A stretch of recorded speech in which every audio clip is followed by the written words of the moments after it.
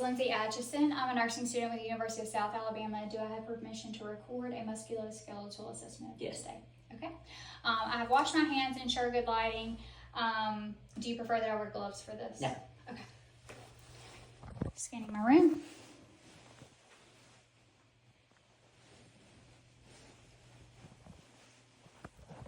Dizzy. Alrighty, so first we're going to assess a joint. I'm going to go with the wrist joint. I'm looking at it, the color is normal, temperature is normal, there's no swelling. There is a little bit of a mass right here, but no other deformities are noted. So next we're going to start with the strength, range of motion resistance strength. So if you can put your arms up in a flexed position, you can pull them to you, push them to me. Alright, have a seat, and we're going to do this for your legs. The strength should be equal bilaterally. Push your knees up.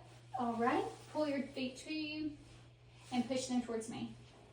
Alright, strength is equal bilaterally. It's a grade 5, which is normal for resistance and what we are looking for with this. Alright, so next we're going to assess the range of motion for joints. No crepitation should be noted, which would be a normal finding. If we do hear any, then I will announce that to you.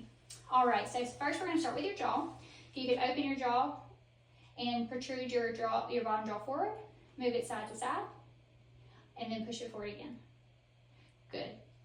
Alright, for your neck, I'm going to have you look down, look up, turn your head side to side, and now I'm going to have you put one ear towards your shoulder on each side without moving your shoulder.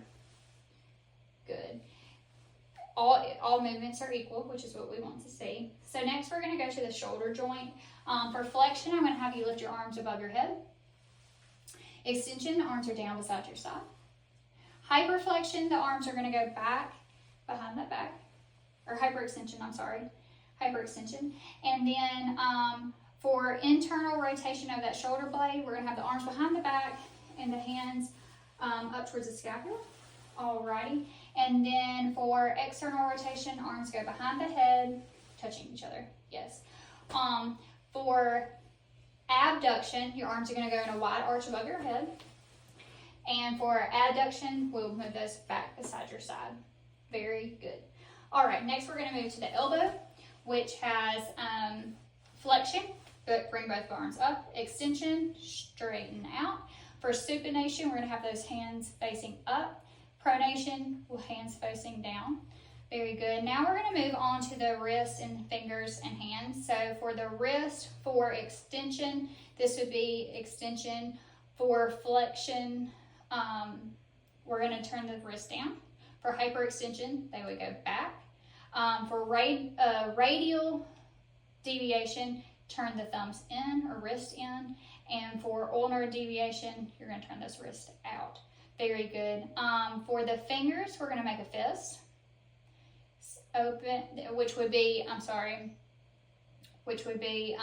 flexion. Stick the fingers out. Extension. Separate the fingers. Very good. And then we're going to have the thumb count to each finger.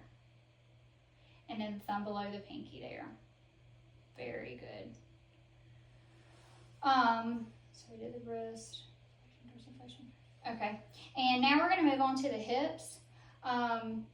First, you're going to flex, which would be bringing that knee up to chest. And we are doing all of this bilaterally, by the way. We can't do this at once. Which would be the flexion. Extension is straight.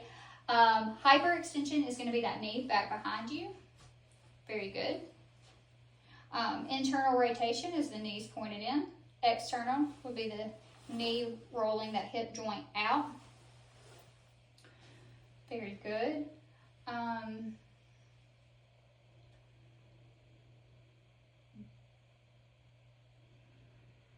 And then I'm forgetting. Abduction, you're going to pull your knee out to the side. Pull that out. Very good. And adduction, you're going to pull it back in. Great. Both sides. Okay. Now we're going to move on to the knee. You're going to flex, which is bending the knee back towards the booty. An extension would be straight. That's on both sides. Alright, and we're going to sit down and do your feet and ankles. Alright, so if you can point your feet for me, that's plantar flexion. toes up is dorsiflexion. Inversion is the soles of your feet in. Eversion is the soles of your feet out. Now we're going to go to your spine. If you want to stand up for that. For this, flexion is bending forward. Extension is straight. Hyperextension is leaning 30 degrees back. Then we're going to lean laterally, left without moving those hips, right. Alrighty, and then you're going to turn just your shoulders, leave your hips still. Alright, and both sides. Yes, so all those movements are equal. And what we want to see, there's still no crepitus noted, which is also a normal finding. Now we're going to move on to the alignment of the spine. There is no deviations in the alignment of the spine. The cervical and the lumbar are both convex, and